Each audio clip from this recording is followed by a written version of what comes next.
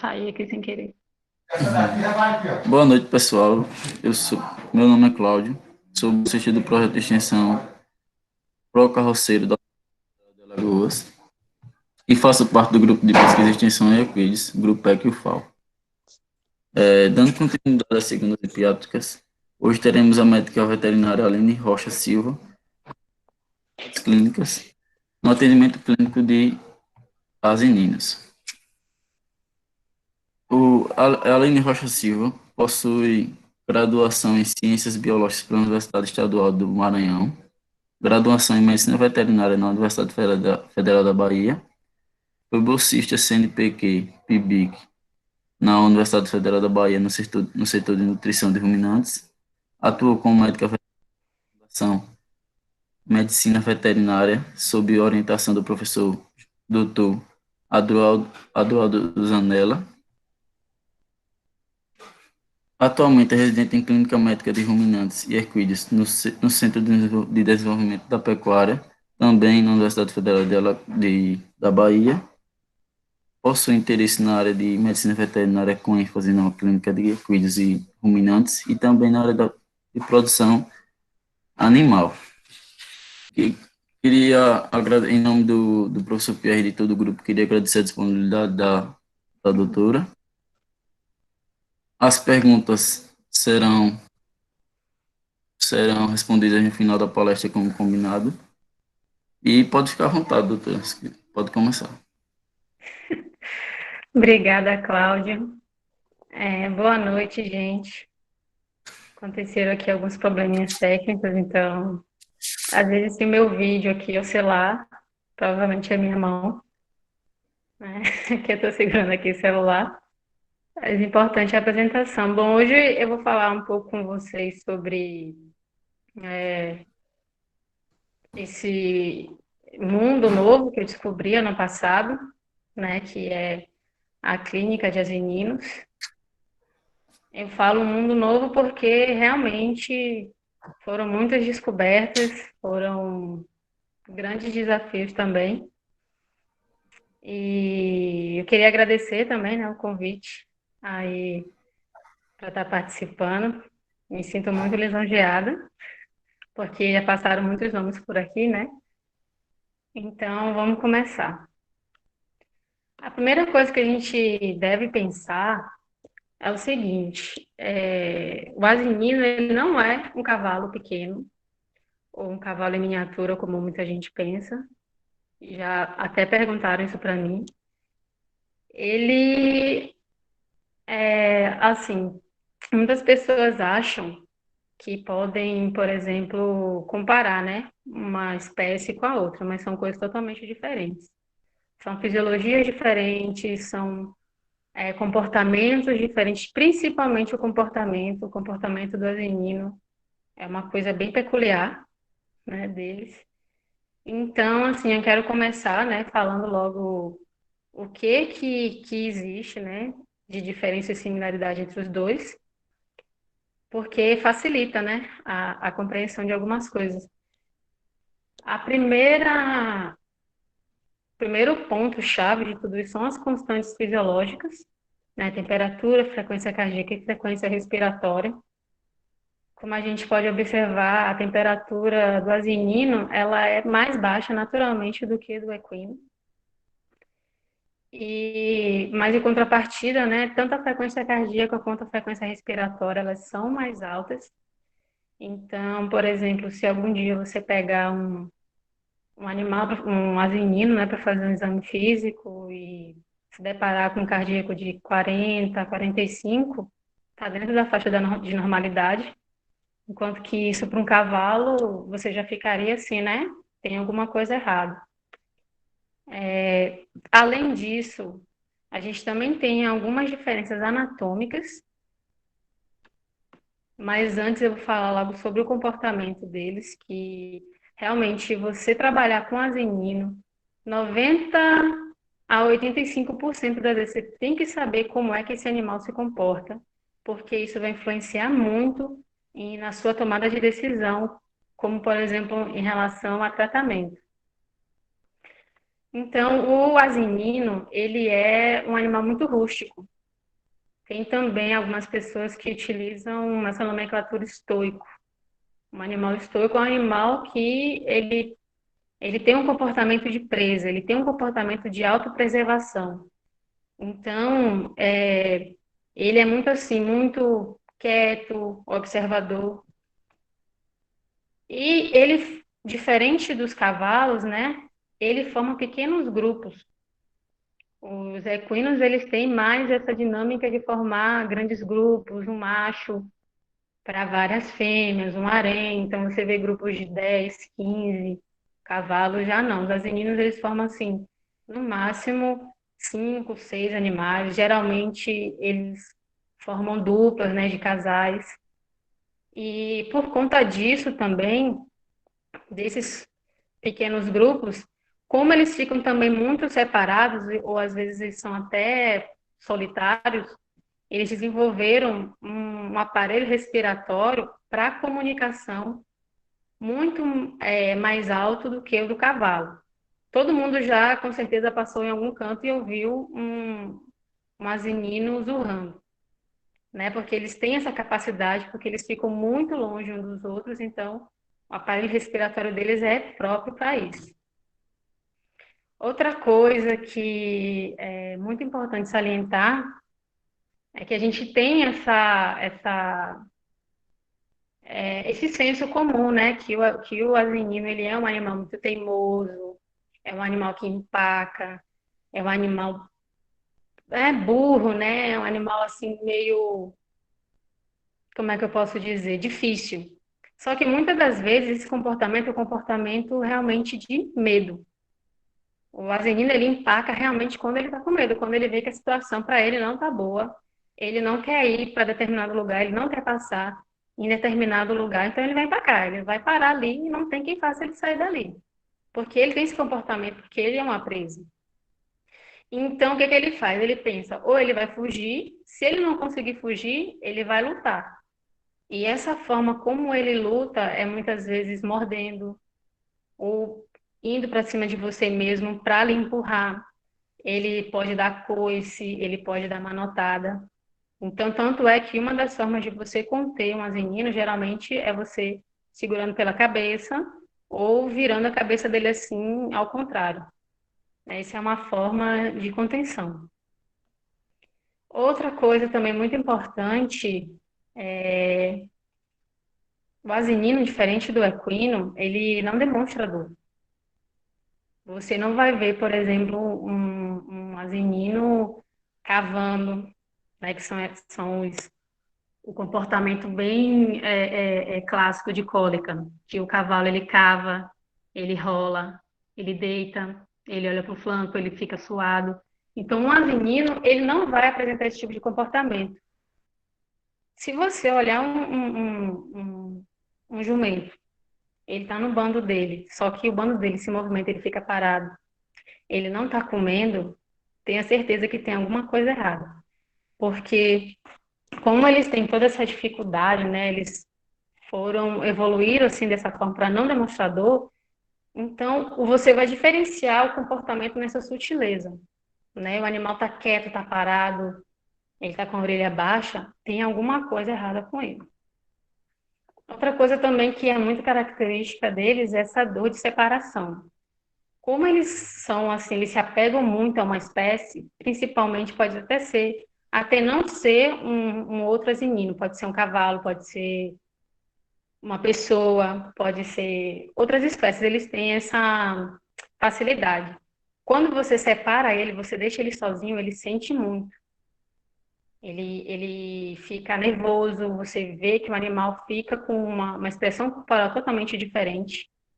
E, por exemplo, eu observei muito isso ano passado, né? Que eles formam duplas, então se você for tratar de um, leve o outro junto. Porque se você colocar um no curral e deixar o outro solto, ele não vai sossegar. O que estiver solto vai ficar rondando, vai ficar zurrando, vai ficar aquela agonia. Então é melhor quando você consegue identificar, né, essa ligação que existe entre eles, fica mais fácil também na manipulação. Aqui a gente tem uma foto, né? É um quadro que tem no livro. Eu vou falar desse livro depois para vocês.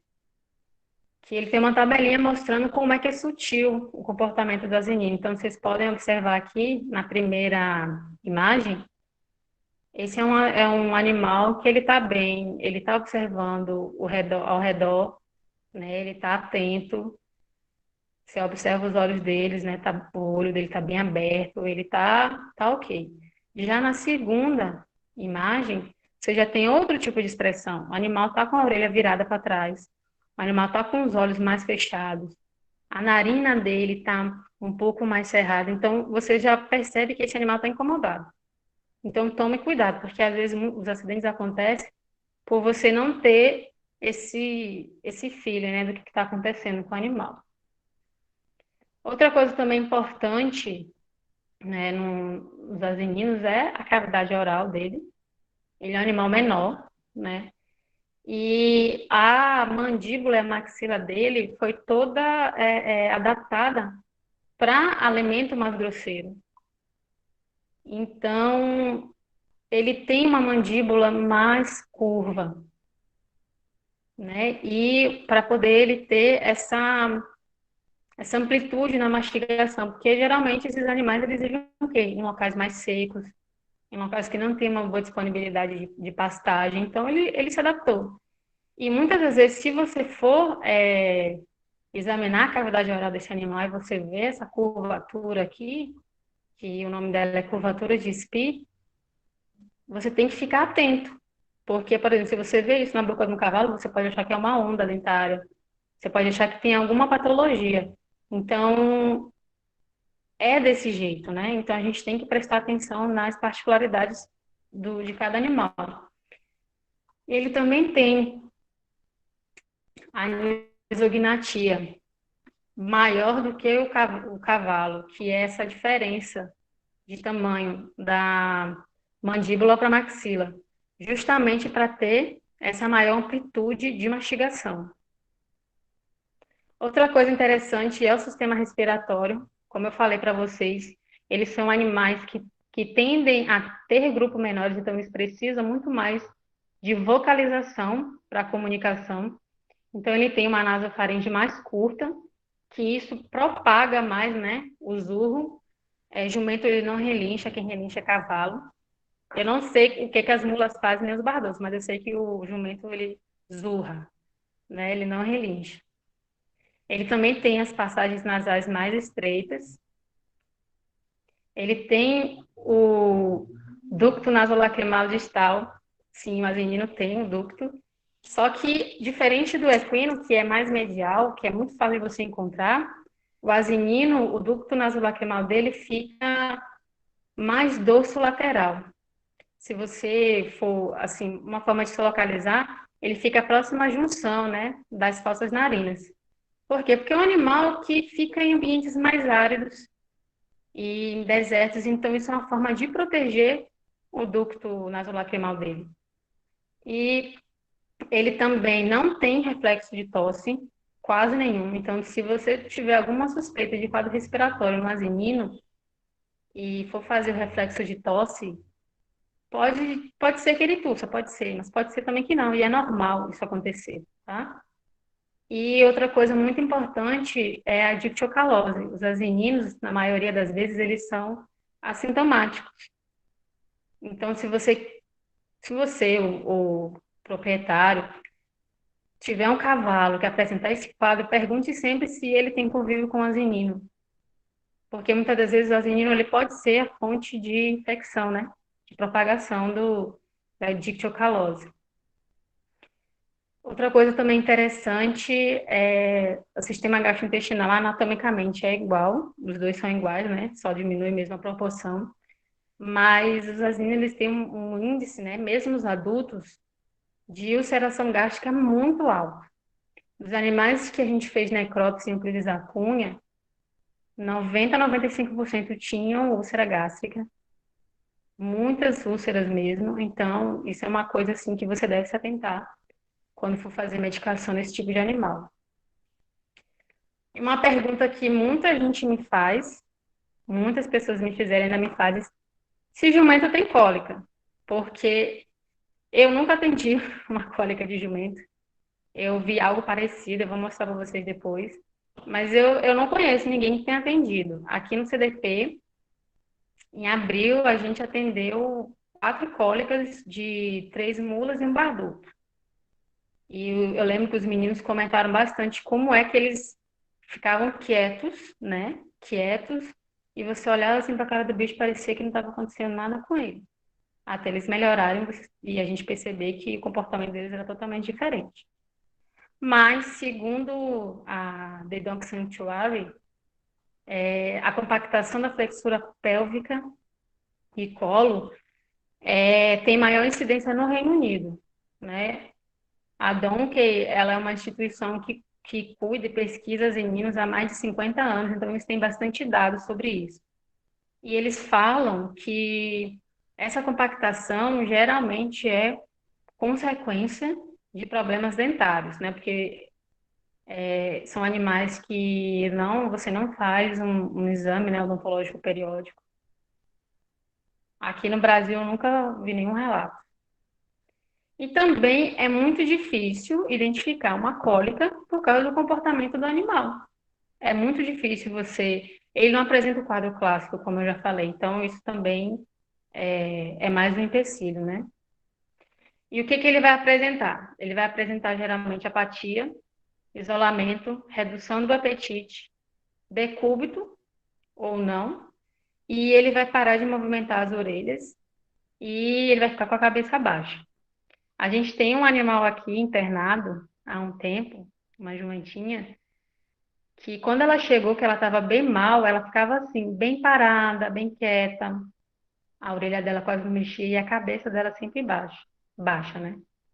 Então isso demonstra que o animal não tá bem. Outra coisa interessante é a anatomia dos cascos dos asininos, né? Tem outra imagem aqui para comparar o casco, né, do equino com o de um asinino. O asinino ele tem mais sola do que o equino e ele também tem a ranilha mais comprida, uma ranilha maior. E quando a gente vai ver a sola também, o formato dela é mais em um U mais fechado, em comparação ao dos equinos. O casco do asinino, ele é desse jeito e ele é menor, mais côncavo, porque ele é adaptado a carregar peso. É um animal de tração. A gente sabe que aqui no Brasil, né, tem um jumento pega, que é um animal que marcha muito bem. Ele tem esse melhoramento genético, mas os asininos do resto do mundo, e principalmente o jumento nordestino, ele é adaptado para locais difíceis, né? Os membros dos asininos são mais próximos uns dos outros justamente para isso, para locomoção em locais e também para carregar peso. Ele não foi feito para correr, diferente dos cavalos.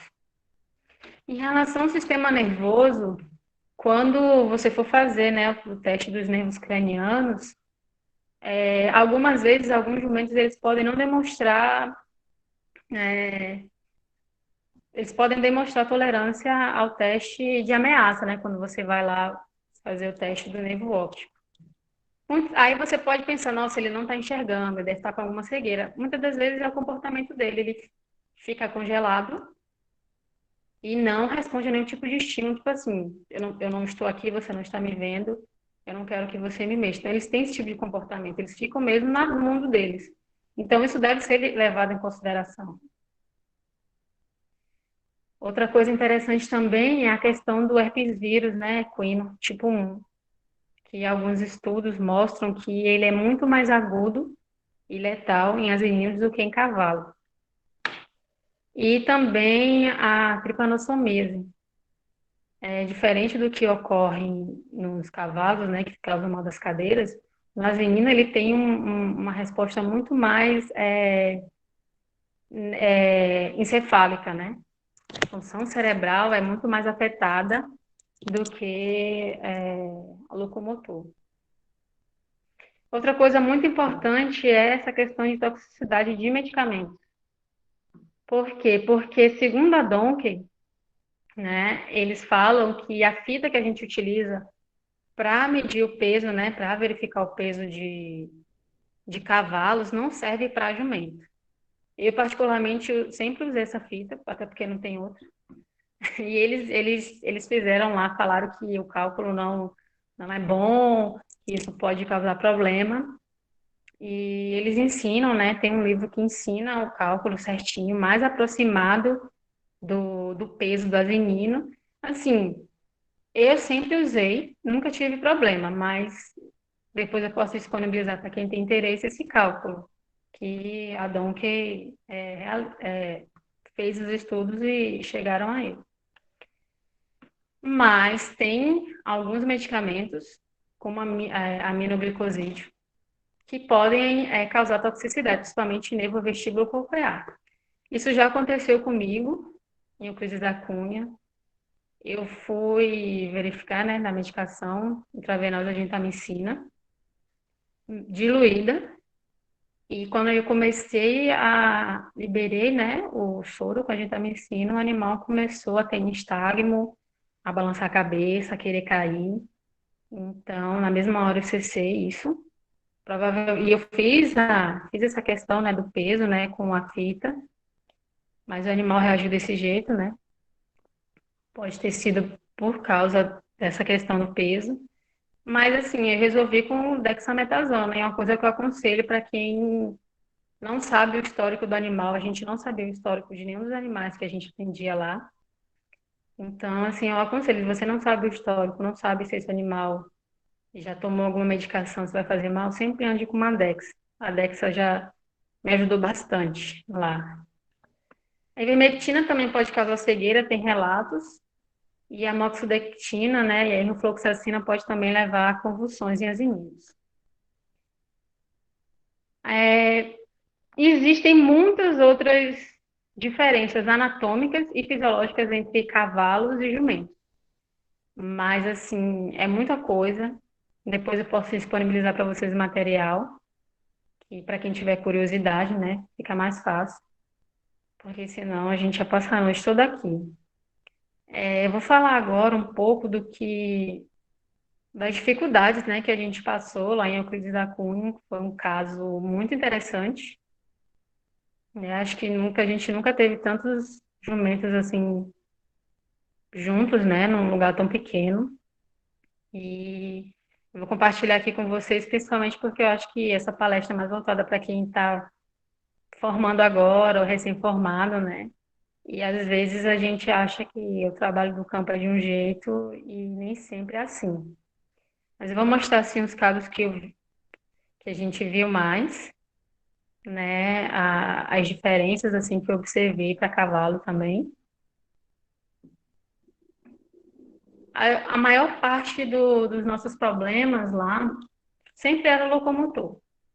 Sempre tinha claudicação, sempre era algum problema com casco ou algum outro tipo de claudicação. Os animais, como a gente pode ver aqui na imagem, né? Esse animal estava com uma claudicação bem evidente. E aí eu fiz todos os testes, né, de ligamento e tudo mais. E eu percebia que ele não estava sentindo nada. Até eu olhar o casco dele e ver como é que tá a situação do casco, né? O animal precisando de casqueamento. O animal estava pisando praticamente na sola, né? Ele estava aqui pisando, deixa eu botar o laser que acho que fica mais fácil. Ele estava pisando na sola e a gente não tinha, assim, né, muito material adequado para fazer casco. Mas a gente dava um jeito, então a gente aparou toda essa parte aqui também aparou um pouco a sola dele, ele voltou. Parou de claudicar na mesma hora. Fiz exame físico nele, vi que não tinha nenhum outro tipo de alteração e ele ficou bem. Mas algumas vezes eu também me deparava com esse tipo de situação. Casco bem ruim, muitos animais ficavam com pedras presas no casco também mancava por causa disso. E muitos deles também tinham pododermatite. Aqui foi depois que eu limpei um dos cascos dos animais e saía secreção bastante fétida, negra. Era chover, como se tivesse uma chuva, começava a pipocar problema de casco assim, né, com dermatite. E eu vou mostrar para vocês mais à frente, né, como é que a gente trata isso. É bem simples, é igual faz em cavalo, mas foi uma coisa assim que eu fiquei bem assustada, né, porque assim, uma chuva, dava uma chuva, passava 2 dias, 10, 12 animais mancando, e sempre era pododermatite, ou então uma pedra, alguma coisa, junto com a pododermatite. A gente também tinha muito problema, né, com crescimento exagerado de casco. E nesse caso, também como se faz em cavalo, você faz um casqueamento, né, pouco a pouco, e você resolve. Esse foi um animal que, quando a equipe do Grupo que estava lá visitando a gente, era a pododermatite. E é simples o tratamento, né? A gente faz a perfusão regional, depois faz uma bandagem e o animal fica 100%. Eu não fazia perfusão regional porque geralmente eram muitos animais que apresentavam o mesmo problema. E era só eu e mais outro veterinário para cuidar de uma tropa de quase 500 animais. Então a gente geralmente fazia tratamento, né, limpeza, fazia a botinha, né, bonitinho, e o tratamento sistêmico. Resolvia também. A gente tinha muito problema de problema patelar, que é o deslocamento dorsal de patela. Nós tivemos, acho que, 5, 6 animais com esse problema. E alguns ficavam nessa posição, né, arrastando o membro, e outros ficavam com a perna travada. Então, o que a gente fazia? Teve um que teve que ser cirúrgico, o professor Pierre operou, junto com a equipe, mas geralmente a gente fazia isso. A gente recolocava a patela no lugar, né? Localizava a patela, fazia o movimento, recolocava a patela no lugar, fazia, como está mostrando aqui na imagem aqui, fazia alongamento, né? Essa aqui é minha amiga que sabe fazer, né, a técnica lá da ginástica laboral. Então a gente fazia alongamento no animal, porque muitas vezes ele ficava com o membro tenso, às vezes a noite toda. E depois a gente fazia o alongamento, deixava todo bonitinho e levantava ele. Ajudava bastante. A gente também tinha problema de deformidade flexural. Esse jumento é o Messi. Ele tinha essa deformidade bizarra. E ele já era um animal adulto. Então a equipe, né, fez a cirurgia, fez uma tenotomia e também foi feito o casqueamento. Adriano fez o casqueamento e depois de 5, 6 dias a gente tirou a bandagem e o animal já apresentou uma grande melhora. Isso era comum também, às vezes, lá. A gente também tinha muito problema oftálmico, muito problema oftálmico. Animais tinham ceratoconjuntivite, muitos animais tiveram ceratoconjuntivite. E alguns também tinham perfurações. Esse é o caso de um jumentinho, um potrinho, que teve uma perfuração. Foi feito o teste da citocisteína, né? E, para sorte do jumentinho, a equipe do professor Pierre, né, o Grupo EC, estavam lá. Então, eles fizeram, né, a rafia da terceira pálpebra e da superior e da inferior, e a gente fazia colírio. Ficou a sonda e ia fazer colírio. Fizemos colírio durante 10 dias e tiramos os pontos. Aqui ainda não está totalmente cicatrizado, mas eu acompanhei esse animal. Ele enxergava pouco, depois eu não consegui fotos, mas cicatrizou. Ficou uma cicatriz mesmo na córnea, mas ele ainda tinha visão. A gente tinha muito problema de pele. E aqui não dá para saber se é uma dermatofilose. Sim, pela clínica aparece. Mas como não foi feito o diagnóstico, eu não posso afirmar que era dermatofilose. mas a tropa toda apresentou na época da chuva. Todos os jumentos ficaram com essa dermatite, principalmente nos membros. Todos eles ficaram e a gente tratou os piores, porque só dava para fazer assim, a gente sempre tratava os que estavam piores, infelizmente. Até porque isso é autolimitante também. Mas a gente fazia o tratamento que é a mesma coisa como se faz em cavalo, né? Lavagem com PVPI, e a depender do grau das lesões, a gente fazia antibiótico terapia sistêmica. A gente também tinha problema com tumor. Novamente, não foi feito estudo patológico dessas lesões, então eu não posso afirmar que era sarcose, mas lembra muito sarcose. E é da mesma forma que é tratado em cavalo, tem que retirar. Esse animal aqui da primeira imagem, a gente fez autohemoterapia, o tumor era muito maior, e aí ele reduziu bastante, mas foi feita, né, as hélices do tumor, tanto nessa imagem quanto nessa daqui também. Esse animal aqui a gente não conseguia pegar de jeito nenhum, porque era um animal muito bravo, mas ambos não tiveram recidiva. Essas duas fêmeas não tiveram recidiva depois da retirada. Isso acontecia. Também a gente também via animais que tinham no peito. Teve animal que também foi operado na coxa. E outra coisa que não tem na literatura brasileira, né, mas aconteceu lá, foi prolapso retal. Prolapso retal em asinino não tem descrição aqui no Brasil, mas né, na literatura internacional existe. E da mesma forma como acontece em cavalo, né? Pode ser por causa de verminose ou diarreia e hipermotilidade. Nesse caso, esse jumento é o Messi. Ele teve, depois de castrado, né? Ele teve diarreia, teve uma hipermotilidade enorme. E a gente tratou tudo isso. E eu fiz né, reversão mecânica do colapso, mas infelizmente ele teve duas recidivas. Então a gente decidiu fazer, né, a sutura de bolsa de tabaco de fumo nele, com epidural. E aqui um outro dado interessante. O arsenino, muitas das vezes, ele tem a primeira vértebra coxígena fundida com o sacro.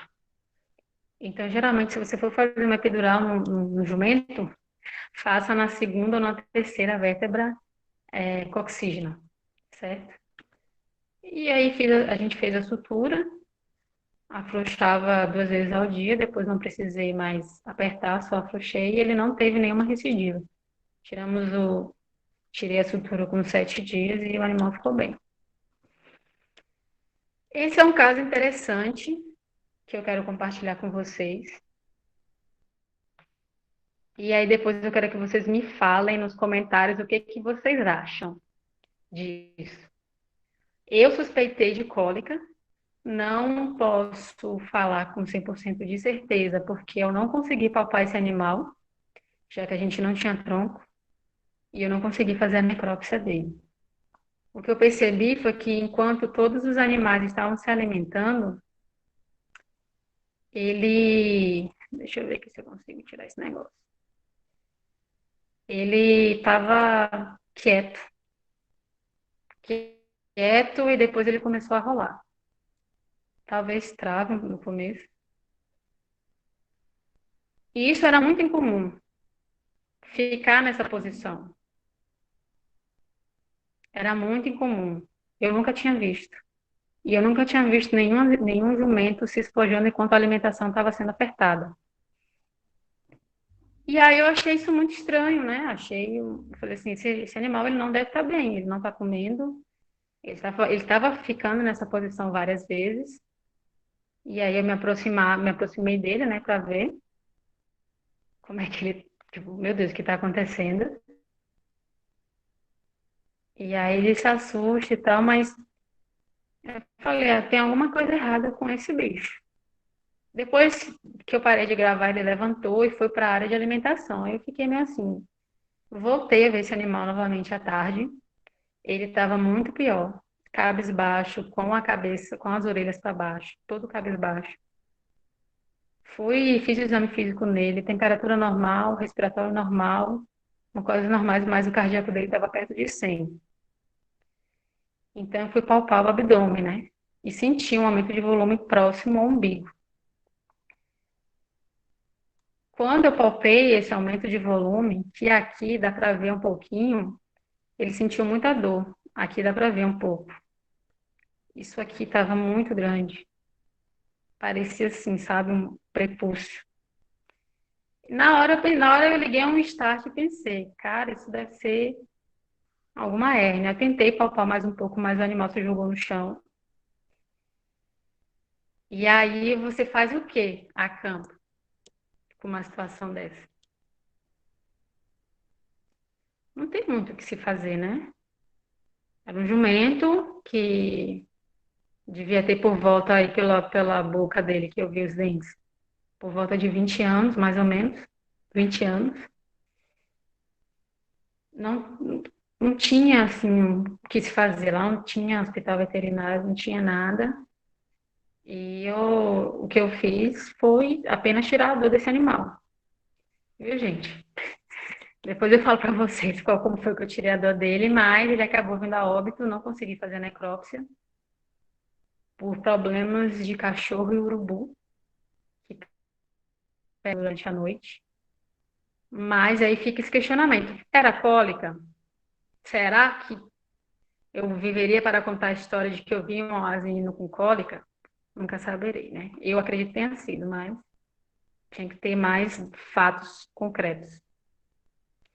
A gente também tinha animal com sinusite, dá para observar bem, né, a diferença de um seio para o outro. Fiz a palpação, realmente um som bem maciço, ela tinha uma descarga nasal, mas ela não tinha problema pulmonar. Nós tratamos desse animal, né, antibiótico terapia, ela melhorou, mas como geralmente os animais tinham problemas concomitantes, ela acabou indo a óbito. Mas eu achei interessante porque eu tinha visto nas meninas. E essa era a situação que ocorria geralmente, né? Animais que morriam do dia para a noite. Então, a equipe, né, foi pega de surpresa, a equipe não sabia o que estava acontecendo, essa era uma dificuldade assim. Como fazer o diagnóstico de uma doença numa tropa de mais de 400 animais que estava sendo tutelada por uma ONG e que estava com uma batalha na justiça enorme acontecendo. A gente não tinha dinheiro, a gente não tinha como coletar sangue de todo mundo, mandar para o laboratório e falar assim, faça sorologia disso aí para tais doenças, não tinha como. Então a gente começou a pensar. A gente sabia que tinha anemia infecciosa, esses dois animais são animais positivos para anemia infecciosa equina, a gente teve 15 casos. Animais que ficavam bem e começavam a ter, né, febre, tinha febre, as duas tinham febre, começava a ficar cabisbaixo. E aí, quando a gente recebia o resultado da DAV, pimpa, anemia infecciosa. A gente tinha casos de morro, tivemos 9 casos de morro. Essa foi a última jumenta diagnosticada com morro. Era uma das mais bonitas e mais mansas que a gente tinha. Eu sei porque ela comia ração no coxo, que a gente colocava um pouco de ração para algumas jumentas prenhes, né? E ela não tinha nenhum quadro clínico. Isso foi uma coisa que eu achei muito interessante, né? Porque geralmente falam que asinino, né, apresenta o quadro clínico clássico de mormo, e todos os animais que foram diagnosticados com mormo lá, nenhum apresentava caso clínico, caso respiratório nenhum, nem respiratório, nem linfadenopatia, nada, nada. Todos eram 100%, ou pareciam, né? Também tinham animais com problemas nervosos.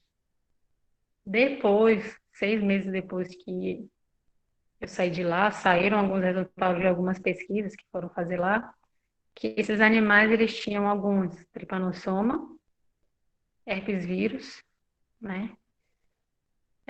Porque a gente também tinha muito caso de aborto, Mas teve esse. E a gente, assim, a gente não pode dizer que nenhum nunca não teve raiva, né? Não dá para saber. Mas esse caso é um caso interessante. O animal começou a apresentar uma ataxia progressiva. Ele não conseguia ficar em estação. Ele ficava meio bambo. A marcha dele era muito bizarra. Ele tinha hipermetria e ele tinha esse problema no pescoço, uma curvatura muito grande no pescoço, como dá para ver no vídeo.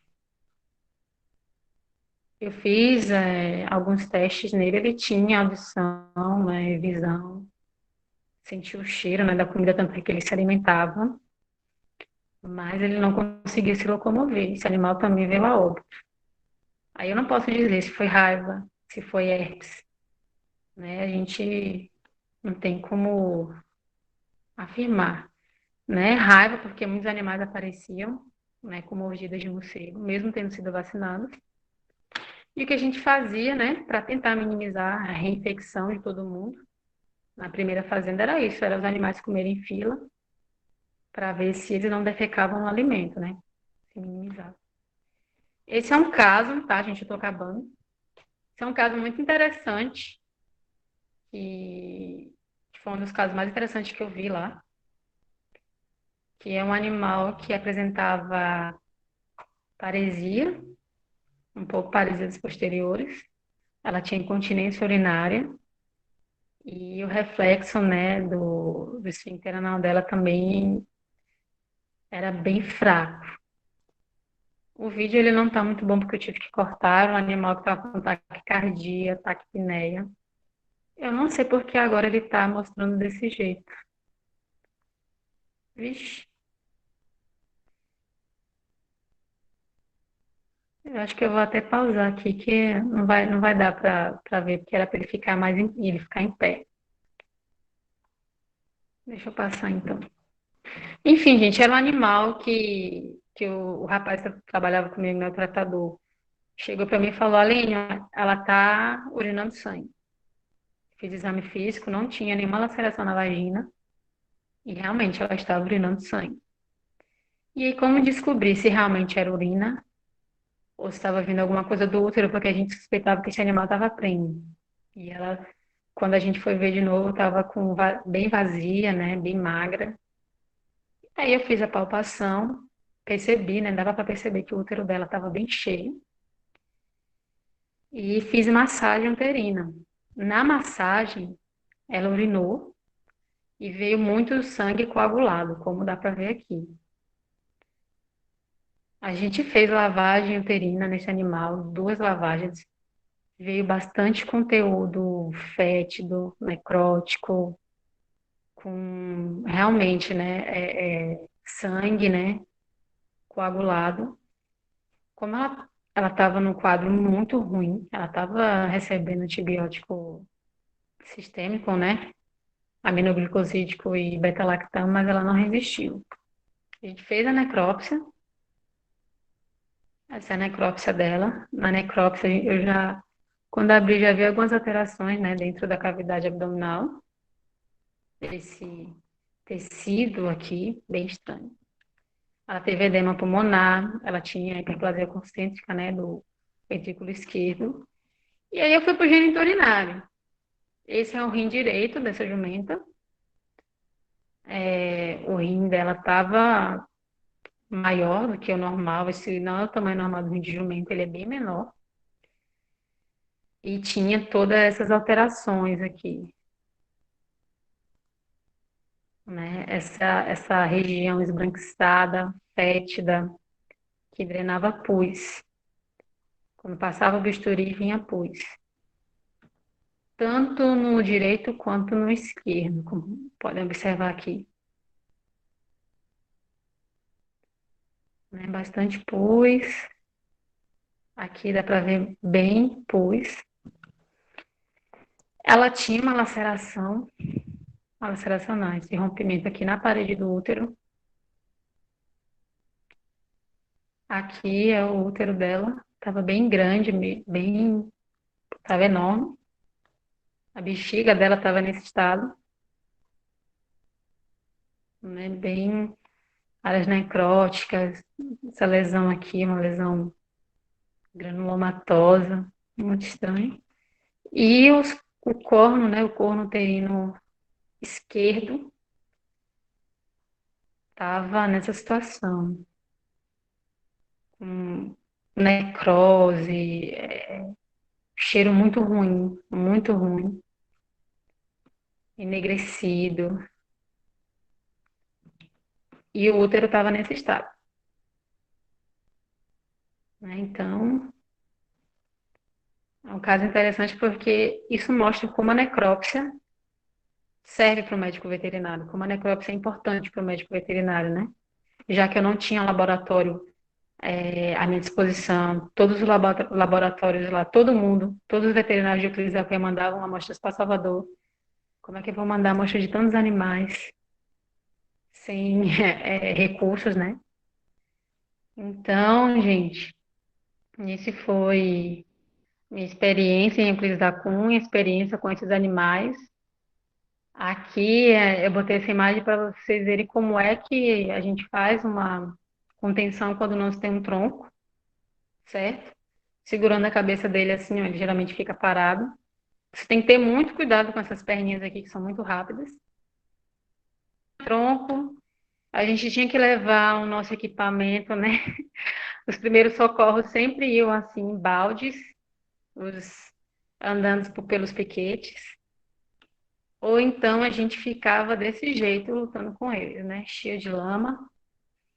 Isso é na primeira fazenda, mas com um sorriso na cara, que é o que importa.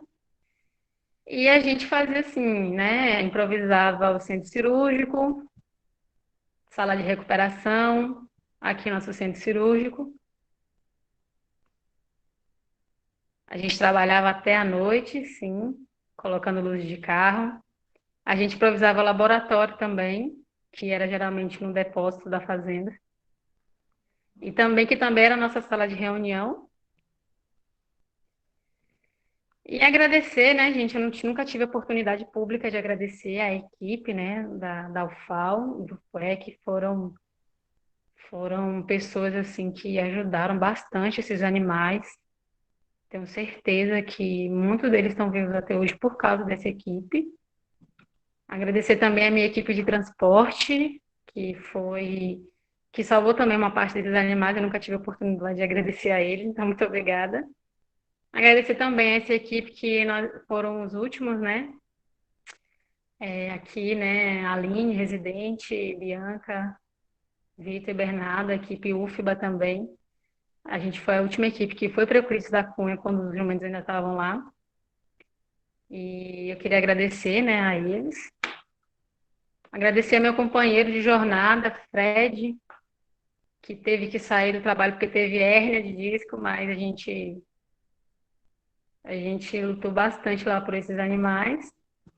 E agradecer também a toda essa equipe, né? A Donkey, a USP, a UFAL, a UFES e a UFBA, né? Que foi feita realmente uma força-tarefa por esses animais.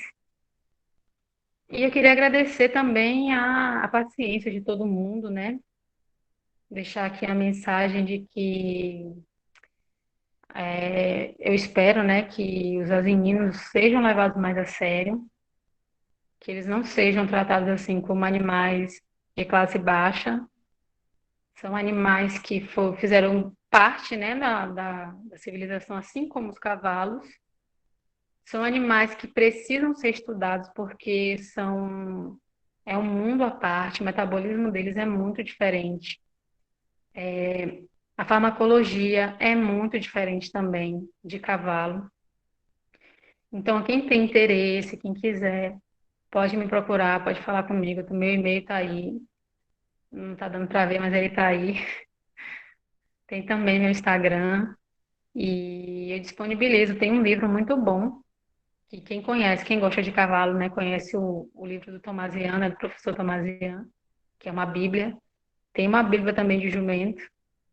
Então, quem tiver interesse, é só me procurar. E obrigada, gente, pela paciência. Então, aí. Se alguém tiver alguma dúvida, esse é o momento. Gostaria de agradecer mais uma vez, doutora. Parabenizar pela palestra, foi muito boa. Se alguém tiver uma dúvida, por favor, manda aí no chat ou pode ligar o áudio também, se ficar à vontade. Ai, meu Deus. Tem uma dúvida aqui do Vinícius, também é componente do grupo. Boa noite, doutora. A idade dentária é observada igualmente a equinos ou tem alguma peculiaridade? É que nem equino, sim. É que nem equinos. Tem um livro até da própria Donkey, né, que eles estão muito engajados, né, nessa questão dos animais, dos asininos, né, e eles têm muitas publicações. Tem um livro que fala da dentição do jumento, mas, assim, pelo que eu percebi, é igual. É a mesma coisa, o mesmo tipo de erupção, os mesmos sinais de cauda de andorinha, açúcar de Galvani. Aquele...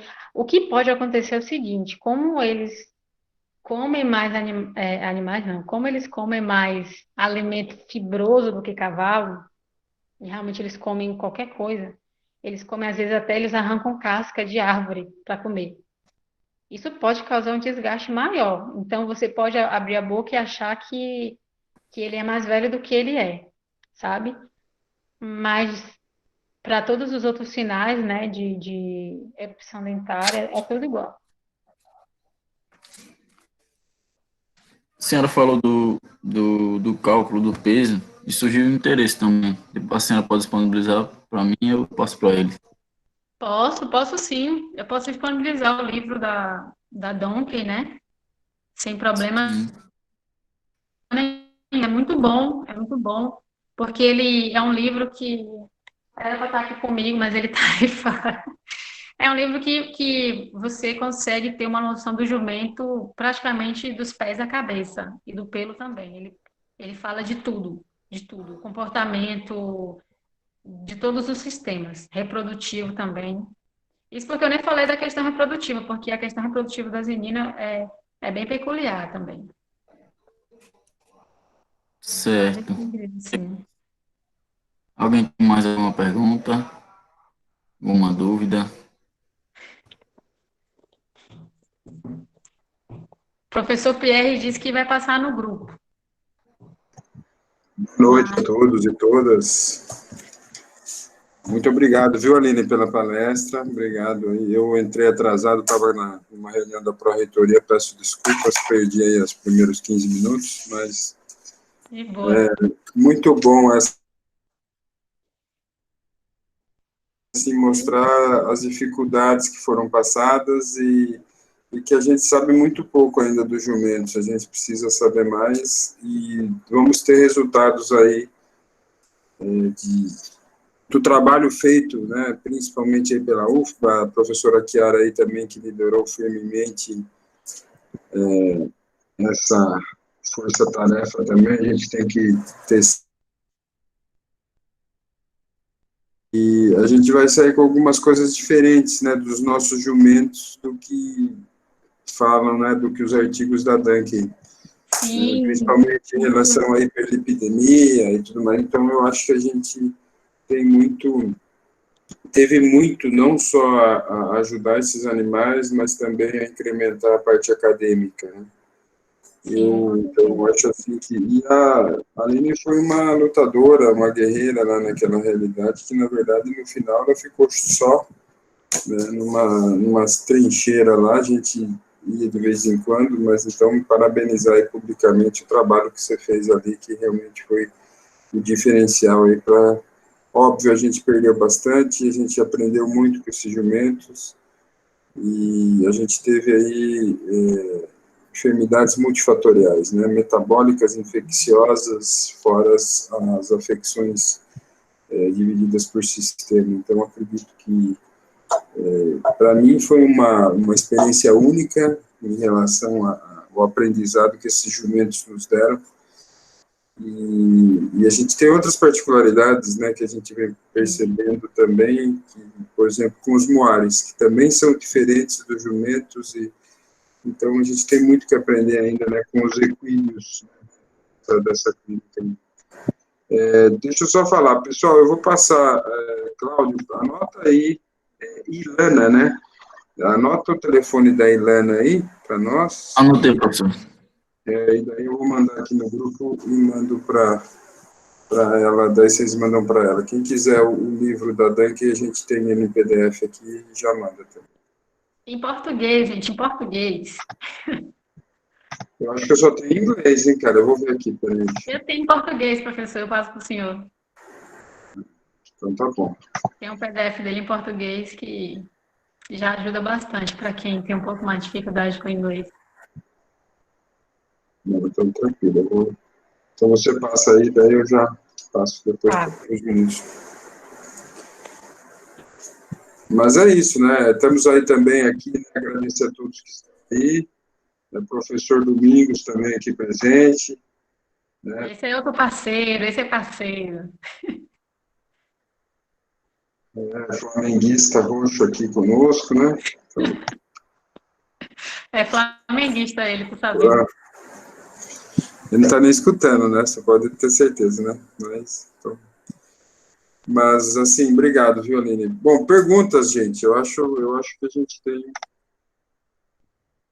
muito que... Isso porque a gente não falou da questão da babesiose, né? Foi também um ponto-chave, né? Que a gente, quando eu falei aquela parte lá das doenças infecciosas, que a gente tinha que pensar, que a gente botou, o senhor principalmente, né? Botou, tipo, né? Pensou e a gente chegou àquela solução, foi que salvou muitos animais e continua salvando, né?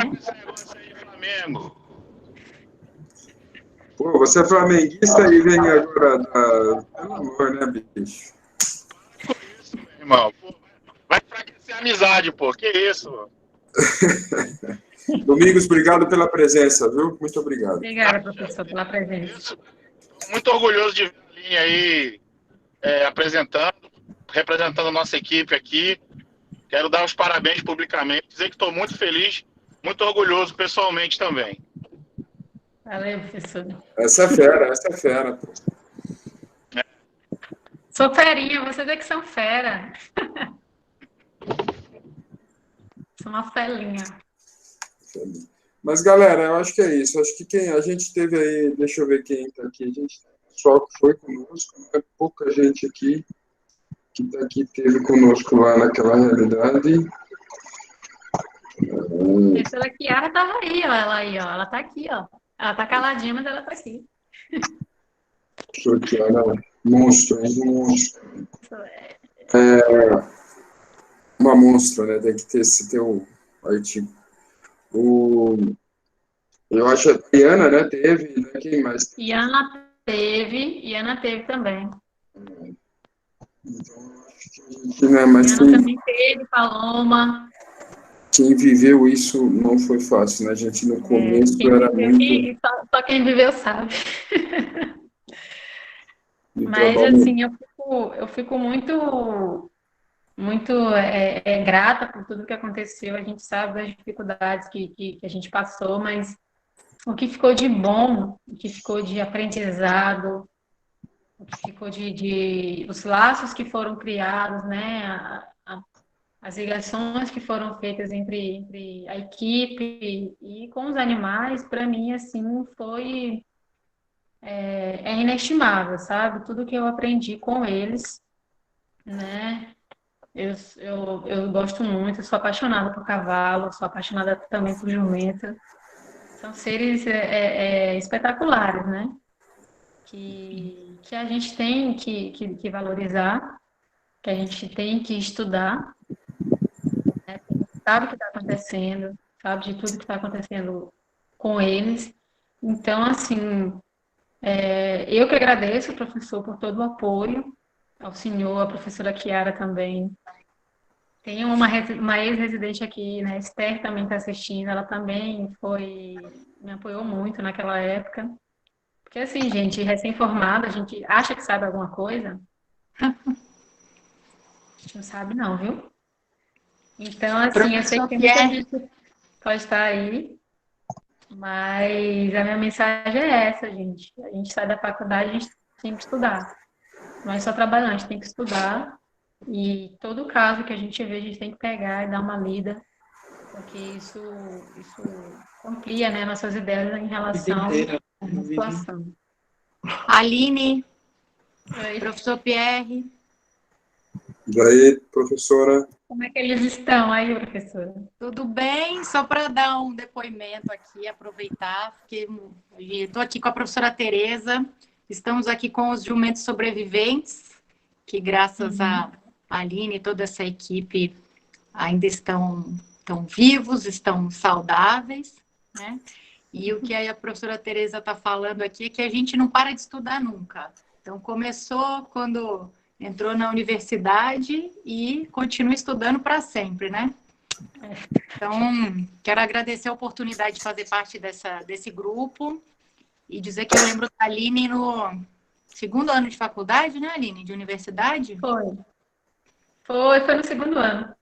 Já estamos há algum tempo trabalhando juntos. Eu fico muito feliz de ver esse progresso dela e quero publicamente dar os parabéns. Professor Pierre também, dizer que gosto muito de participar do seu grupo, dos seus meninos aí. A gente fica muito... É muito gostoso ver o progresso, né? muito. Desse caso que a gente passou, quase 2 anos, 1 ano e meio agora desse caso, e a gente ainda tem muita coisa para discutir. Quer falar? Peraí, tem mais um depoimento aqui, ó, mais uma. Professora Tereza. Professora Tereza. Conhecer a Aline muito, tenho aprendido muito com ela, tem sido uma professora maravilhosa. Que é isso, professora? Tenho aprendido, mas vocês nem imaginam o quanto que eu tenho aprendido com essa moça aí. Meus parabéns, Aline, você tem sido realmente fantástica.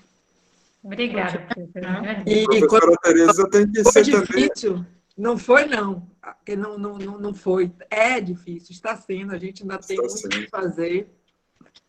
E a gente tem que conseguir salvar esses animais, porque o risco ainda está iminente de desaparecer toda uma espécie aqui, né? Então, a gente tem que juntar todo mundo e salvar esses animais, que são maravilhosos. Eu também me surpreendi muito com a convivência com eles. Eles são muito diferentes.